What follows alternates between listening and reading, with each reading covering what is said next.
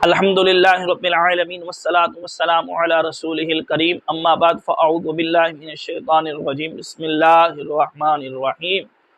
سامعین و ناظرین السلام علیکم ورحمۃ اللہ وبرکاتہ۔ مرزا کی ناپاک نسل سے ایک اس کا شاگرد ہے مدثر نامی، جو آئے دن بغیرتی کرتا رہتا ہے اپنے چینل پر بیٹھ کر، اور بغیرتی کے الفاظ اپنے منہ سے نکالتا رہتا ہے۔ جب ہم نے اس کو الفیۃ الباغیہ والی حدیث پاک کا جواب دیا اور بتایا کہ فلاں امام نے فرمایا جو اس سے اہل شام کو مراد لیتا ہے وہ ابن الفاعلہ ہے، تو آگے سے یہ اس نے کہا کہ امام اعظم ابو حنیفہ رحمۃ اللہ علیہ نے بھی یہی کہا ہوا ہے، تمہارے نزدیک امام اعظم ابو حنیفہ رحمۃ اللہ علیہ معاذ اللہ ایسے ہوئے۔ وہ کمینے، کس کتاب میں تو نے پڑھا ہے کہ امام اعظم ابو حنیفہ رحمۃ اللہ علیہ فرماتے ہیں کہ الفیۃ الباغیہ سے مراد اہل شام ہے؟ جو یہ حوالہ بار بار دکھاتا ہے اور اس کا روحانی ابا مرزا جہلمی صاحب بھی دکھاتے ہیں،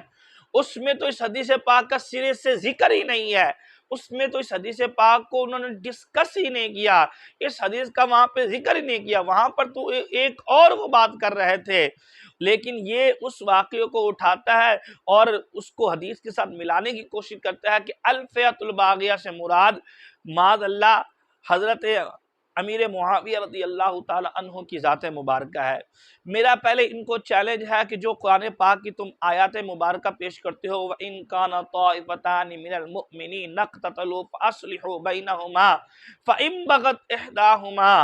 عَلَى الْأُخْرَى فَقَاتِلُوا الَّتِي تَبْغِي حَتَّى تَفِيَّ إِلَىٰ أَمْرِ اللَّهِ۔ اس آیت مبارکہ سے پہلے تم یہ تو ثابت کرو کہ سیدنا معاویہ رضی اللہ تعالی عنہ کا گروہ جو تھا وہ باغی گروہ، واقعی باغی گروہ بنتا ہے، جبکہ قرآن کی آیت کچھ کہہ رہی ہے اور تم کچھ کا کچھ فٹ کرنے کی کوشش کرتے ہو۔ اور وہاں پر میں نے یہ کہا تھا الفیۃ الباغیہ یعنی جو باغی اصطلاحی مراد ہے، لغوی باغی کا کیا معنی؟ لغوی باغی تو علماء لیتے ہیں، اصطلاحی باغی کی بات ہو رہی تھی۔ اب اس آیت مبارکہ کی روشنی سے بھی حضرت معاویہ کا گروہ جو ہے وہ باغی نہیں ٹھہرتا۔ جب تو اس آیت کا جواب دے گا تو میں تجھے سمجھاؤں گا اور تجھے بتاؤں گا کہ اس آیت مبارکہ سے کیسے سیدنا معاویہ رضی اللہ تعالیٰ عنہ کا دفاع ہوتا ہے اور آپ باغی نہیں ٹھہرتے۔ نمبر دو، اس نے امام اعظم ابو حنیفہ رحمۃ اللہ علیہ والی وہی بات جو اس کے ابے نے بیان کی ہوئی ہے اس کو نقل کر کے بڑا خوش ہوتا ہے۔ دیکھو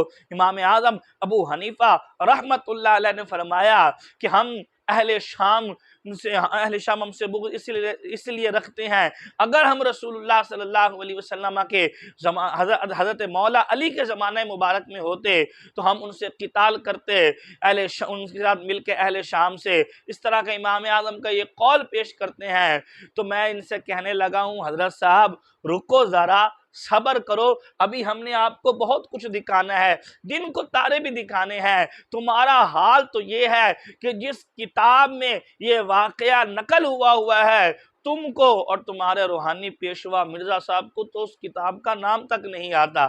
کشف الآثار الشریفہ، یہ اصل وہاں سے اس واقعے کو لیا گیا ہے۔ تمہیں اور تمہارے ڈیڈی کو، تمہارے روحانی ابا جان کو اس کتاب کا نام نہیں پڑھنا آتا، اور تم اس کتاب کے بقیدہ سکین، تمہارے ابے نے سکین دکھائے ہوئے ہیں، عبارت پڑھنی نہیں آتی، کتاب کا نام نہیں پڑھنا آتا، تو کتاب کو کھے سمجھو گے تم لوگ؟ وہ جو واقعہ وہاں پہ لکھا ہوا ہے اس کی اوپر سند بھی لکھی ہوئی ہے، کبھی اس کی سند پر بھی غور کر لینا۔ تم ویسے تو اپنے ان پمفلیٹ میں لکھتے ہو جی تاریخی روایات جھوٹی ہوتی ہیں، صحیح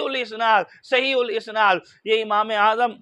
ابو حنیفہ رحمۃ اللہ علیہ کی طرف تم نے یہ بات جو منسوب کی ہے، کیا اس کی سند بھی تم نے دیکھی ہے؟ کیا اس کی واقعی سند ہے؟ اور سند یہ ثابت بھی ہے کہ امام صاحب نے یہ بات کی ہے اور اس کی سند میں فلاں راوی ہے، ان کے بارے میں محدثین کی کیا آ رہا ہے، ان کے بارے میں محدثین کیا کہتے ہیں؟ تم نے کچھ نہیں دیکھا، پر مکھی پہ مکھی ماری ہے، تمہارے ابے نے مکھی ماری، اس کے اوپر تم نے مکھی مار دی۔ ایک اہل سنت کے عالم نے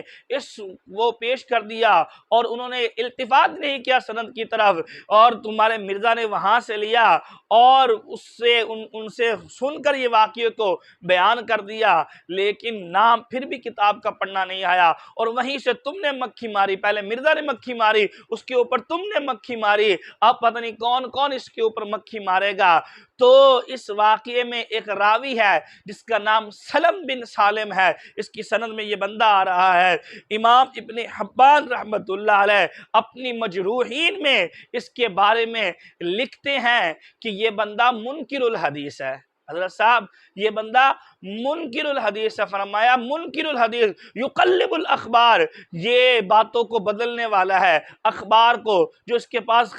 خبریں ہوتی تھی، جو روایات ہوتی تھی، ان کو آگے پیچھے کر دیتا تھا، ان کو بدل دیتا تھا۔ اور آگے فرماتے ہیں خالی یہاں تک نہیں تھا، وَقَانَ مُرْجِيًا، یہ فرقہ مرجیہ سے بھی تعلق رکھتا تھا، یعنی یہ بد مذہب سا، اہل سنت سے دور تھا۔ اور فرمایا شدید الارجاء، اس میں ارجاء جو تھا وہ اخیر درجے کا تھا، اور فرمایا داعیۃ الیہا، یہ اپنے ارجاء کی طرف لوگوں کو بلاتا بھی تھا، اپنی بدعت کی طرف لوگوں کو دعوت بھی دیتا تھا۔ اور یحییٰ بن معین رحمت اللہ علیہ آگے فرماتے ہیں لیس حدیثہ بشیء، اس کی جتنی بھی روایات ہیں وہ کسی کام کی نہیں ہیں۔ تو محدثین نے تو سلم بن سالم کے بارے میں یہ کہا ہوا ہے کہ اس کی کوئی بات اس قابل ہی نہیں ہے کہ اس کی طرف توجہ کی جائے، اور تم نے اس واقعے کو پکڑ کر امام صاحب پر فٹ کر دیا، اور معاذ اللہ اس بات کو امام اعظم پہ لگانے کی کوشش کی۔ کچھ تو شرم کرتے، کچھ تو حیا کر لیتے،